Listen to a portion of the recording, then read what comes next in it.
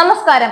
കിട്ടുന്ന ശമ്പളം പോരാതെ പാവപ്പെട്ടവരുടെ കൈയിട്ട് വാരിക്കൊണ്ടിരുന്ന ഉദ്യോഗസ്ഥർക്ക് എട്ടിന്റെ പണി കൊടുക്കാൻ സർക്കാർ നേരത്തെ തീരുമാനിച്ചതാണ്.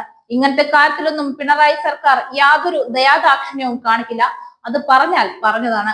ഇനി അതിലും എന്തെങ്കിലും ഉടായ്പ കാണിച്ച് രക്ഷപ്പെടാമെന്ന് വിചാരിച്ചാൽ ആ മോഹം എട്ടായിട്ട് മടക്കി 10ആയിട്ട് പോക്കറ്റിലങ്ങ് വെച്ചേച്ചാൽ മതിയെന്ന് സർക്കാർ വക മുന്നറിയിപ്പും കൊടുത്തിട്ടുണ്ട്. സാമൂഹ്യ സുരക്ഷാ ക്ഷേമ പെൻഷൻ തട്ടിപ്പ് നടത്തിയ ഉദ്യോഗസ്ഥരിൽ നിന്ന് 18% പിഴപ്പലിശ അടക്കം തിരിച്ചു പിടിക്കണമെന്നാണ് ധനവകുപ്പിന്റെ ഉത്തരവ്. സർക്കാർ ഉദ്യോഗസ്ഥർ അത് അറിഞ്ഞു കാണുമല്ലോ. അഡീഷണൽ ചീഫ് സെക്രട്ടറി ഡോക്ടർ ജയതിലകാണ് തുക തിരിച്ചു പിടിക്കാൻ ഉത്തരവിറക്കിയത്. തട്ടിപ്പുകാർക്ക് സാമൂഹ്യ സുരക്ഷാ പെൻഷൻ ലഭിക്കുന്നതിന് അന്വേഷണവും പരിശോധനയും നടത്തിയ ഉദ്യോഗസ്ഥർക്കെതിരെ വകുപ്പ് തല നടപടി സ്വീകരിക്കണമെന്നും ഉത്തരവിൽ നിർദ്ദേശമുണ്ട്.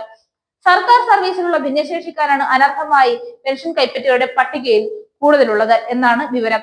ഗസറ്റഡ് ഉദ്യോഗസ്ഥർ മുതൽ കോളേജ് അധ്യാപകർ ഉൾപ്പെടെ 1458 പേരായിരുന്നു 1600 രൂപ എല്ലാ മാസവും ക്ഷേമ പെൻഷൻ കൈപ്പറ്റിയതായി അന്വേഷണത്തിൽ കണ്ടെത്തിയത്. സർക്കാർ സർവീസിൽ പ്രവേശിച്ചിട്ടും സാമൂഹ്യ സുരക്ഷാ പെൻഷൻ ആവശ്യമില്ലെന്ന് എഴുതി കൊടുക്കാതെ ആനുകൂല്യം പറ്റിയവരും ഇതിലുള്ളതായാണ് കണ്ടെത്തൽ.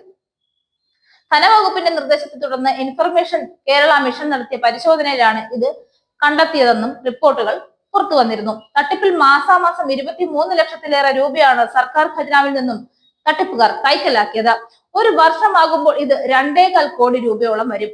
സാമൂഹ്യ സുരക്ഷാ പെൻഷൻ പട്ടിക കൈകാര്യം ചെയ്യുന്ന സേവന സോഫ്റ്റ്വെയറിലെ ആധാർ നമ്പർ സർക്കാർ ജീവനക്കാരുടെ ശമ്പള വിതരണത്തിനായുള്ള സ്പാർക്ക് സോഫ്റ്റ്വെയറിലും കണ്ടെത്തിയതോടെയാണ് ധനവകുപ്പ് തട്ടിപ്പ് തിരിച്ചറിഞ്ഞത്. തുടർന്ന് ഇൻഫർമേഷൻ കേരള മിഷൻ നടത്തിയ അന്വേഷണത്തിലാണ് ഞെട്ടിക്കുന്ന തട്ടിപ്പിന്റെ വിവരങ്ങൾ പുറത്തുവരുന്നത്.